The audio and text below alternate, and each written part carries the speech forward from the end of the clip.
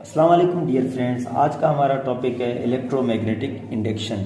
Electromagnetic induction किसे कहते हैं? आपका इलेक्ट्रोमैग्नेटिक इंडक्शन तीन लफ्ज़ों पर मुश्तमिल है। पहला लफ्ज़ है इलेक्ट्रो। इलेक्ट्रो मतलब होता है इलेक्ट्रिक करंट, इलेक्ट्रिक करंट। दूसरा लफ्ज़ होता है मैग्नेटिक। मैग्नेटिक आप लोग जानते हो, मकनातीसी।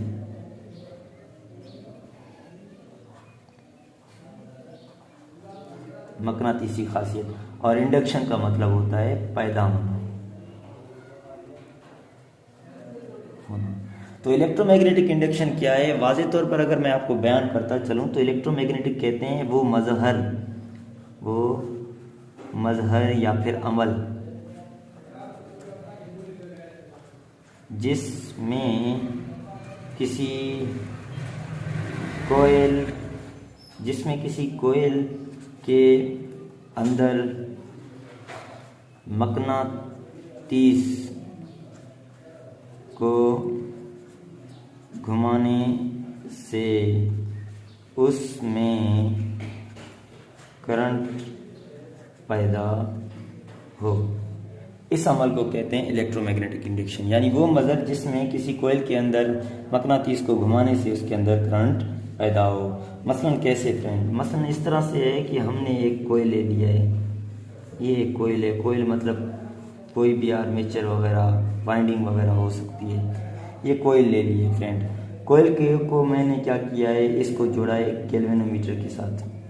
ये गैल्वेनोमीटर है। गैल्वेनोमीटर क्या करेगा? डिटेक्ट करके मुझे बताएगा कि इसमें करंट कितना आया है या नहीं आया है।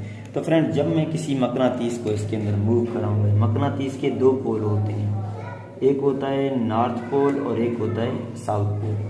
तो फ्रेंड, जैसे ही मैं इस मकनातीस को इस कोयल के अंदर ले जाने की कोशिश करता हूँ, तो फ्रेंड जैसे ही इस मकनातीस को मैं कोयल के अंदर की तरफ मूव कराता हूँ, तो कोयल के अंदर मूव करने के दौरान इस मकनातीस से कुछ लाइनें निकलती हैं, हमेशा निकलती रहती हैं। ये ना सिर्फ इस कोयल की वजह से निकल रही हैं बल्कि हमेशा निकलती रहती हैं। इन लाइंस को कहते हैं magnetic field lines.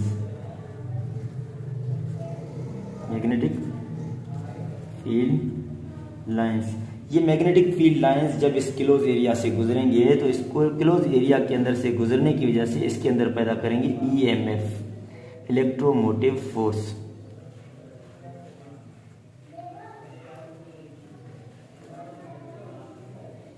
Electromotive force पैदा करेंगे फ्रेंड्स। इसके अंदर इलेक्ट्रोमोटिव फोर्स पैदा होने की वजह से, इलेक्ट्रोमोटिव फोर्स वो फोर्स होता है जो किसी भी कोयल के अंदर ज़बरदस्ती चार्ज को पैदा करता है या चार्जेस को मुखालिफ सिमत में हरकत कराता है। तो जैसे ही इलेक्ट्रोमोटिव फोर्स पैदा होंगे तो इस कोयल के अंदर करंट पैदा होना शुरू हो जाएगा। और करंट हमेशा इस कोयल के उस जरिया के, उस मकनातीस के मुखालिफ सिमत में पैदा होगा। मकनातीस की लाइनें अगर इस तरफ जा रही हैं तो करंट आपका इस डायरेक्शन में पैदा होगा।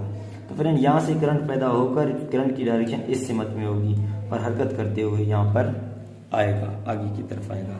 तो फ्रेंड, ये ना सिर्फ मकनातीस को अंदर ले जाने से होता है बल्कि ये अमल मकनातीस को किसी कोयल के अंदर से बाहर लाने के दौरान भी होता है। दोनों केसेस में ये अमल आपका होता है।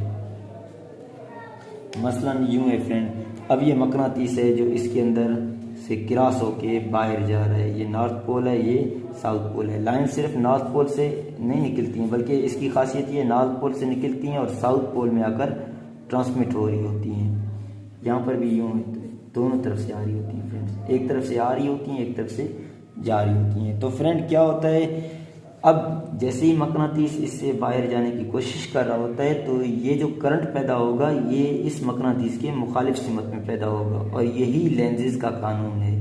हम लेंजेस के कानून के बारे में पढ़ते हैं। लेंजेस के कानून क्या कहता है कि करंट किसी कोयल के अंदर मकनातीस को जब हम घुमाते हैं तो उसके अंदर मकनातीस के घुमाने के नतीजे से ईएमएफ पैदा होती है और उस ईएमएफ की बदौलत उसके अंदर करंट पैदा होता है। इसे इलेक्ट्रोमैग्नेटिक इंडक्शन का अमल कहते हैं।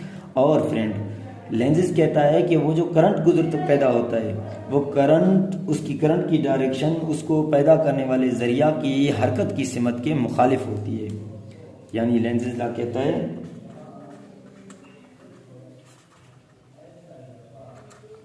लेंज़ेज लॉ कहता है कि किसी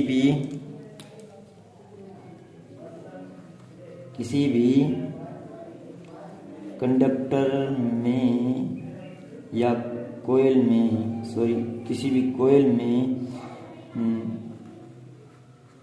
मकनातीस को घुमाने से उसमें जो करंट पैदा होता है उस करंट की सिमत,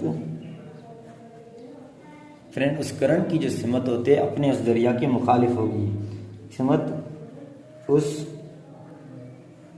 मकनातीस की हरकत की सिमत के मुखालिफ होगी। मसलन अगर मकनातीस इस तरफ जा रहा है तो करंट आपका ये गलत डायरेक्शन मैंने किया है, करंट आपका इस डायरेक्शन में पैदा होगा। और अगर मकनातीस अंदर की डायरेक्शन में आ रही है तो करंट आपका इस सिमत में पैदा होगा, मकनातीस के मुखालिफ सिमत में। तो फ्रेंड, जिस डायरेक्शन में मकनातीस हरकत कर रही है ये उसके अपोजिट डायरेक्शन में पैदा होगा। तो इस डायरेक्शन में मकनातीस यूँ हरकत कर रही है तो आपका कोयल पीछे की डायरेक्शन में पैदा होता जाएगा, और ये करंट बजाय यूँ जाने की, आगे इस तरफ से आने के, बल्कि यहाँ से आना शुरू हो जाएगा। और अगर मकनातीस अंदर आता तब कोयल करंट उस सिमत में पैदा कर रही होती है। तो ये है आपका इलेक्ट्रोमैग्नेटिक इंडक्शन और लेंज़ेज लॉ। मैं आखिर में एक मरतबा फिर से आपको दोहराता चलूँ कि इलेक्ट्रोमैग्नेटिक इंडक्शन उस मजहर, उस अमल को कहते हैं जिसमें जब हम किसी कोयल के अंदर किसी मकनातीस को घुमाते हैं तो उसके अंदर घुमाने से ईएमएफ पैदा होता है। उस ईएमएफ की बदौलत यहाँ पर फ्लक्स तब्दील होता है। ये आपको स्टेप बाय स्टेप बता रहा हूँ।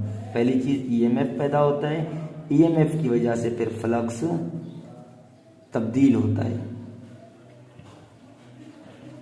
फ्लक्स तब्दील होता है, और उस फ्लक्स के तब्दील होने की वजह से यहाँ पर क्या पैदा होता है, करंट पैदा होता है। और इस करंट पैदा होने के इस अमल को हम कहते हैं इलेक्ट्रोमैग्नेटिक इंडक्शन कहते हैं। और इस करंट के पैदा होने की जो सिमत होगी वो अपने उस जरिया मकनातीस के मुखालिफ होगी। ये लेंज़ेज लॉ है। फ्रेंड, इलेक्ट्रोमैग्नेटिक इंडक्शन का अमल असल में फ्राडे नाम के साइंसदान ने बयान किया था। तो इसको फ्राडे लॉ ऑफ इलेक्ट्रोलाइसिस भी, इलेक्ट्रोमैग्नेटिक इंडक्शन भी बयान किया जाएगा आगे जाकर। तो फिलहाल यहाँ तक हमारे पास यही है।